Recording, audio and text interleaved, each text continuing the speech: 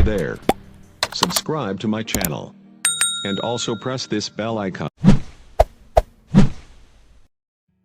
Halo guys, welcome back to my YouTube channel. Aku kesel banget loh guys, sih kamera ngopo sih kok reso jelas. Aku setiap hari itu naik turun tangga guys, terus berat badanku tuh naik, jadinya aku tuh gampang capek. Nah kalian bisa lihat guys tuh turun tangga. Ini lantai 4. Jadi tiap hari itu aku harus naik turun lantai 4, terus untuk jemur baju, terus bersihin lampu, bayangan gitu, habis itu ke pasar. Ya, harus menunggu loh gaweane. Mungkin bagi kalian yang nggak pernah kerja ke luar negeri atau belum pernah merasakan kerja ikut orang bakal kena mental guys. Soalnya mana ya, kerja di luar negeri itu ada suka ada dukanya.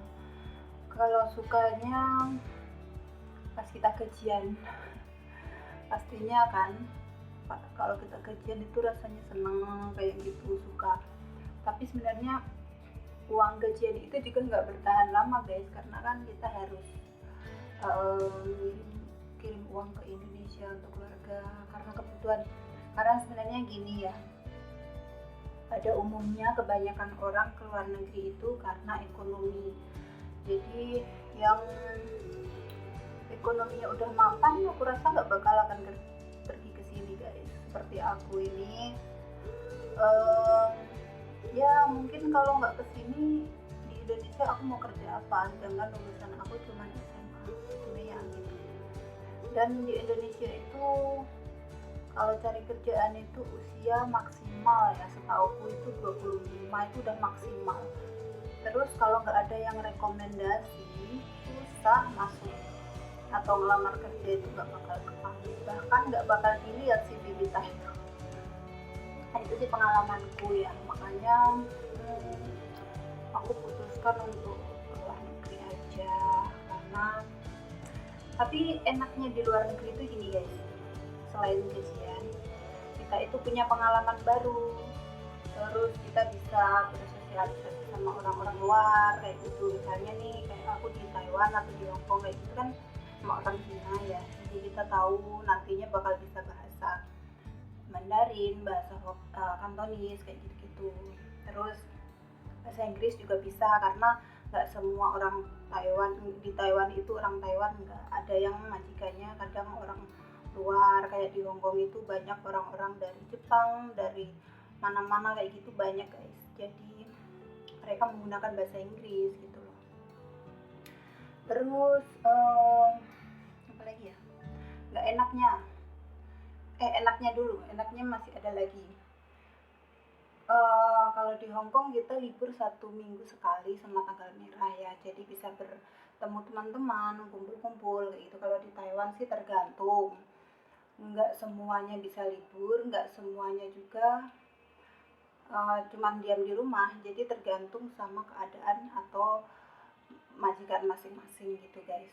Nah kebetulan aku ini kalau memang nggak ada apa-apa, maksudnya kayak COVID-nya udah reda-reda gitu, boleh libur. Tapi kalau COVID-nya makin memuncak lagi ya dilarang, karena nenekku itu nggak vaksin gitu. Nah kemudian untuk tidak enaknya salah satunya itu ya namanya ikut orang, kita pasti akan ditegur kayak gitu ya, dimarahin. Tergantung sama majikan sih. Kalau majikan baik ya nggak bakal kena marah, atau bahkan dia diam aja meskipun kerjaan kita nggak bener atau kurang bersih atau gimana gitu, bakal diam aja. Tapi kalau dapat majikannya yang super cerewet atau jeli banget kayak gitu tuh maafan, maksudnya maafan itu merepotkan gitu ya. Jadi apapun sedikit aja itu bakal dikomplain gitu. Itu sih pengalaman aku. Terus apalagi ya, nggak enaknya ikut orang itu ya itu tadi pekerjaan. Tapi kalau rata-rata sih di Taiwan itu kebanyakan santai ya guys. Jadi banyak waktu luang untuk kita beristirahat.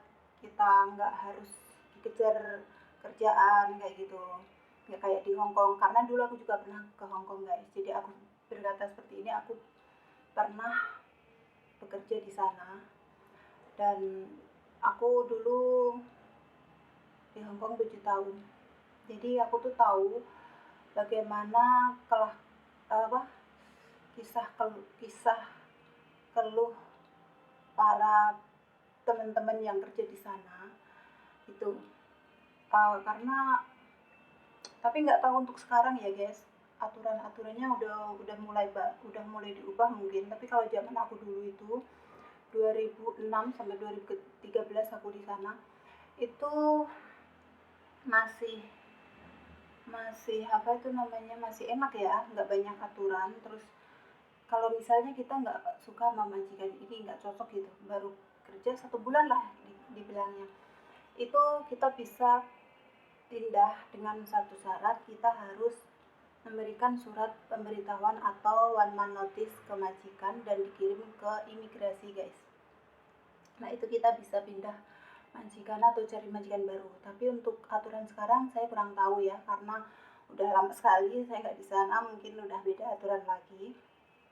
Tapi kalau untuk di Taiwan aturannya malah lebih ribet guys. Jadi kalau di Taiwan itu jangankan kita mau pindah majikan ya, kayak hak-hak kita, bukan hak sih, kayak kita itu benar-benar di handle sama agent gitu. Misalnya nih banyak kasus yang dari kita mencari kita di majikan A, lalu kita nggak betah, tapi kita harus bertahan guys.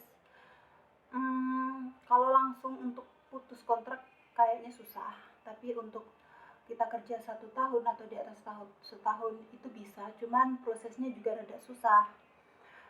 Kayak sekarang juga ini aku bentar lagi kan mau pulang, bulan 10, 11 itu kan udah nggak di sini kan.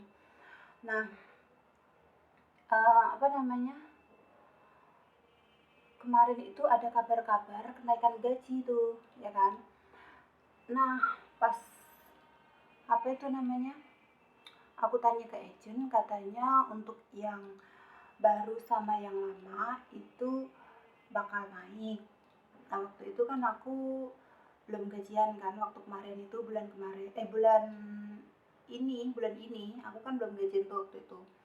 Nah, aku senang dong bakal naik ya kan. Nah, ternyata aku tanya bos aku nggak dapat surat apa-apa dari agent guys. Terus aku nanya lagi tuh sama agent, terus agent bilangnya nunggu proses, masih diproses. Nah sampai sekarang itu nggak ada kabar sama sekali guys, entah itu mau naik apa enggak, karena kan aku juga mau selesai kan ya. Jadi mungkin kalau mau dinaikkan gaji, katanya tuh harus mengubah daftar slip gaji kita kembalikan ke agent dulu, nunggu proses lagi gitu. Tapi nggak tahu sih itu benar apa enggaknya, karena sebagian teman-teman itu udah pada naik, ada yang nggak naik juga. Jadi berita itu simpang siur gitu guys. Nah, terus di sini itu yang demo orang-orang lama guys, anak-anak lama, teman-teman lama gitu. Nah yang diajuin, yang naik gaji, anak yang baru, kontrak baru maksudnya, tuh yang tanda tangan baru gitu guys. Terus di mana keadilan buat yang lama tuh? Di Taiwan susahnya kayak gitu guys, bener-bener susah. Buat kalian tuh ya, buat kalian maksud aku yang ada di Taiwan, kalian jangan pernah takut-takut sama agensi guys. Maksud aku bukan mengajak kalian untuk menentang agensi. Jika itu hak kalian merasa oh aku bener, nah kalian itu aja, langsung aja. Misalnya agensi harus gini, kamu harus gini. Kamu merasa nggak nyaman, kamu langsung aja telepon 1955. Nanti kamu bakal dikasih arahan. Terus kalau memang mau dikasusin, ya kasusin. Kayak aku kemarin guys, aku benar-benar nggak pernah takut sama agent ya, karena dulu itu pernah kejadian sekali. Aku itu ini aku bukan ngejelek-jelekin agent, enggak ya, karena ini tuh cuman hak aku aja. Aku merasa waktu itu 2020 aku mau pulang cuti. Nah waktu itu belum ada corona guys. Nah kenapa? Karena waktu itu kan aku beli tiket sendiri ya, pakai uang sendiri gitu maksud aku, tapi tetap dari majikan ganti gitu. Nah uang dari majikan itu ditahan sama agent, katanya nanti aku balik ke sini baru dikasih lagi. Terus dalam hatiku, emang kenapa? Kan itu hak aku gitu, itu uang aku. Nah aku iseng-iseng tuh lapor ke KDI, bagian penanganan orang-orang Indonesia. Aku cuma chat doang, nanya sih. Ternyata itu maksud agent itu baik, tapi dia nggak berhak gitu. Nah aku kasih lihat ke agent tuh SS chatannya, langsung besoknya uang dikembalikan guys. Jadi buat kalian itu jika merasa mengganjal, suatu yang mengganjal, nggak usah takut-takut untuk bertanya ke 1955. Itu aja sih. Mungkin lain kali aku bakal sambung lagi guys, karena aku harus kerja lagi. Terima kasih yang sudah menonton, jangan lupa like, comment, dan subscribe. Assalamualaikum warahmatullahi wabarakatuh guys, see you.